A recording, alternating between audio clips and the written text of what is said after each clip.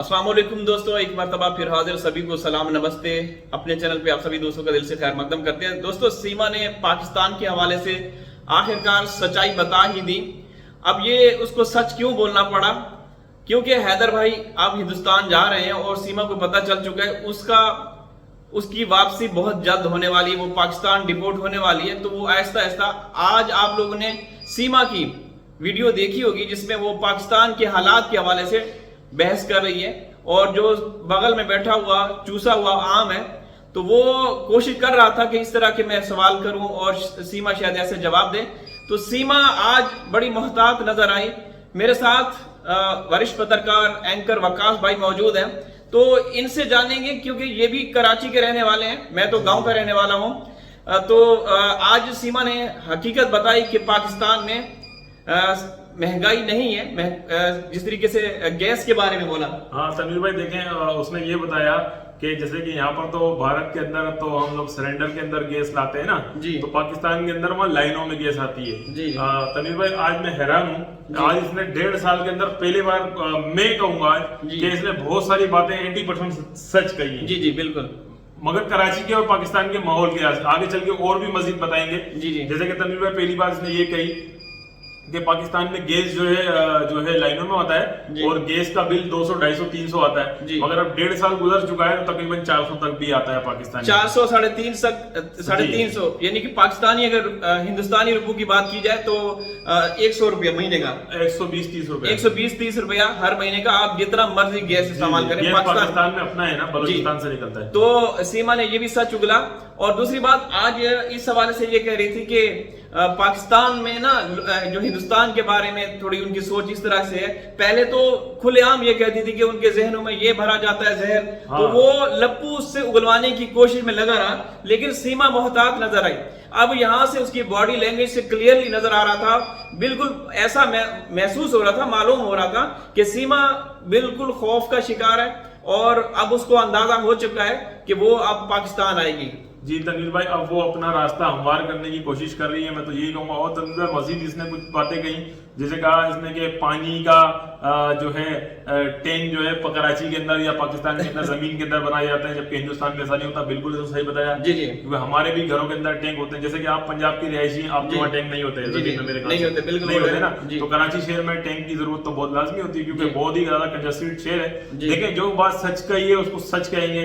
कराची में जाहिर सी बात है पानी का माफिया भी है, मैं मानूंगा, यानी कि टैंक बिकता है और जो भी है पानी के है तंगी कराची, मगर ये ओनली सिर्फ कराची के अंदर है। बाकी ओवरऑल बलूचिस्तान के लिए, पंजाब के लिए, तनवीर भाई पंजाब के रहायशी वहाँ ऐसा कुछ भी नहीं। इसने ये भी कहा कि मैं कराची के मेन शहर में तो नहीं रहती थी, मतलब जो सेंट्रल एरिया है, जैसा कि हमारा कराची का सदर है, डिफेंस है, मैं वहाँ तो नहीं रहती हूँ। गुलिस्तान जोहर का जिक्र किया कि गुलिस्तान जोहर जैसा कि सेंट्रल एरिया है कराची का, तो वहाँ तो नहीं रहती। इसने कहा मैं एक हल्के आनी के कहने के कच्ची से आबादी के अंदर भिटायाबाद में रहती थी, मगर ओवरऑल अच्छा था। और मजे की बात यह है कि वकास भाई, आबादी कच्ची थी।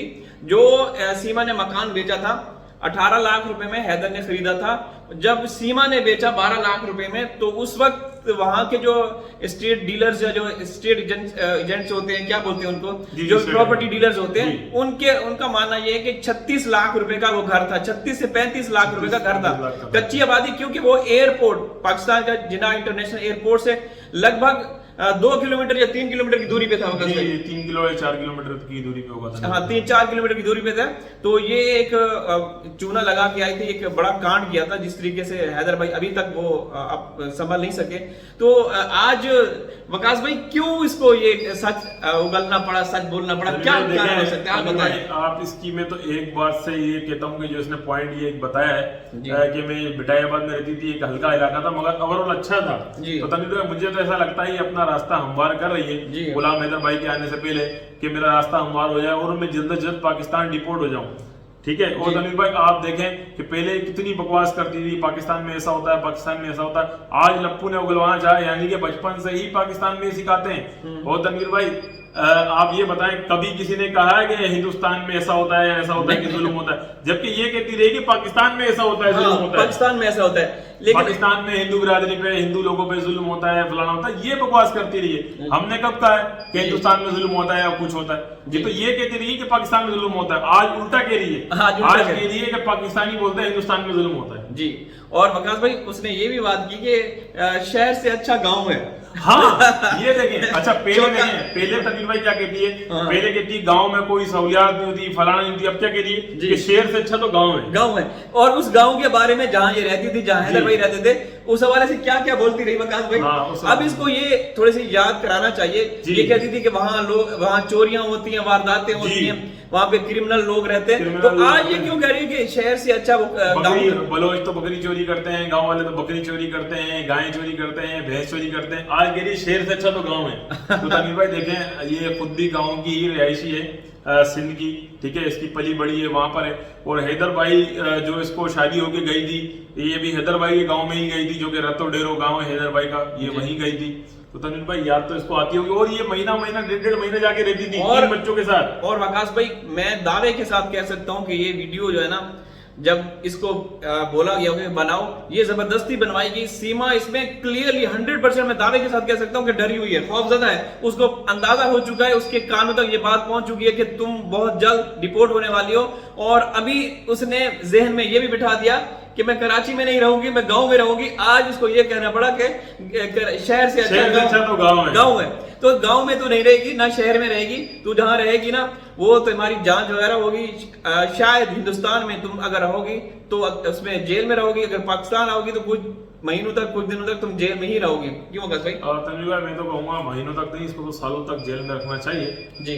बाकी देखा जाएगा तनवीर भाई, ओवरऑल हमें कानून पर भरोसा है, चाहे वो हिंदुस्तान का हो, नेपाल का हो या पाकिस्तान का हो। जी जी। हमें तमाम कानून पर भरोसा है कि देखें तनवीर भाई, इलीगल तौर पर तो ये इंटर भारत में हुई है, मगर जहां पर लीगली तौर पे, जहां पर एयरपोर्ट पे इसके बाद रिटर्न टिकट मौजूद था, वो नेपाल का भी था। तो तनवीर भाई अभी तीनों मुल्क यानी कि पाकिस्तान, नेपाल, हिंदुस्तान के कानून मिलकर भी जो फैसला करेंगे हम तो उसको भी एग्री ही करेंगे। और हम चाहते हैं कि कानून जल्द से जल्द तनवीर भाई फैसला कर ले, और उम्मीद भी यही करते हैं। और तनवीर भाई जैसे कि अभी अक्टूबर आ रहा है, 15 अक्टूबर से इसकी समाज शुरू हुआ कोर्ट के अंदर। तो तनवीर भाई आज तो जो इसका अंदाज सीमा का बिल्कुल ही सबसे अलग नजर आया, यानी कि 1.5 साल के अंदर पहली मर्तबा आपने देखा होगा, हम जब भी कहते हैं तमाम बातें झूठ बोलती है, आज हम पहली बार कह रहे हैं कि आज इसने कुछ बातों पर सच्चाई पे नजर डाली। बिल्कुल, आज उसने सच उगला। और वकास भाई आपने नेपाल हुकूमत की बात की, देखिए वकास भाई आप जिस देश में जाएं लीगल तरीके से, जिस देश में, तो आप यूएई की बात करें, नेपाल की, हिंदुस्तान की, पाकिस्तान की, किसी भी दुनिया का कोई भी देश हो, वहां जब आप इन होते हैं, आप लीगली जाते हैं ना,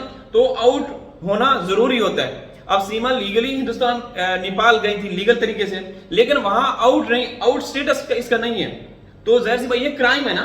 उसका जो पासपोर्ट के ऊपर जो एग्जिट की एंट्री होती है, स्टैंप लगती है, वो नहीं है। तो सीमा वहां से कैसे गई? अब ये नेपाल सरकार की भी जिम्मेदारी है कि वो उनके देश में लीगल तरीके से आई, और वहां से वो कहां गई, ये भी तो एक बड़ा एक क्राइम है।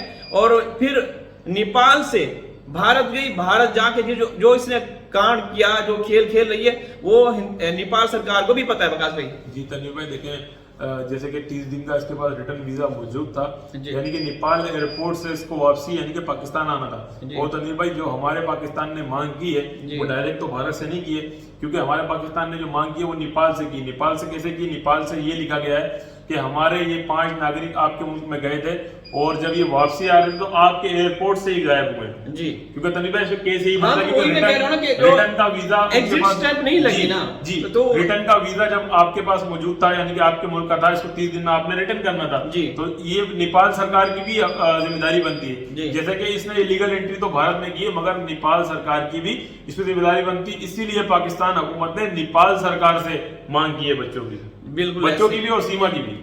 तो दोस्तों वीडियो लाइक कर दीजिएगा, चैनल को सब्सक्राइब कर दीजिएगा। इंशाल्लाह हाजिर होंगे किसी और वीडियो में। आप लोग अब सीमा की सच्चाइयां देखेंगे पाकिस्तान के हवाले से, क्योंकि अब सीमा बिल्कुल बुखला गई है, बुखला चुकी है, खौफजदा है। तो अल्लाह हाफिज।